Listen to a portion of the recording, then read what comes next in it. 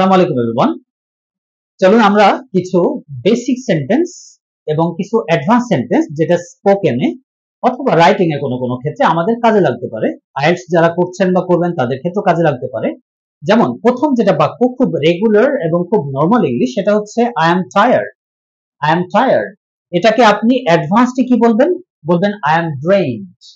কি বলবেন? I am drained, মানে আমি ক্লান্ত। Number 2, it's not difficult. It's not difficult মানে অর্থাৎ এটা কঠিন না। এটাকে অ্যাডভান্সড আমরা কি বলবো? It's not rocket science. It's not rocket science. আচ্ছা, 3 নম্বরটা I am very happy. I am very happy অর্থাৎ আমি খুব খুশি।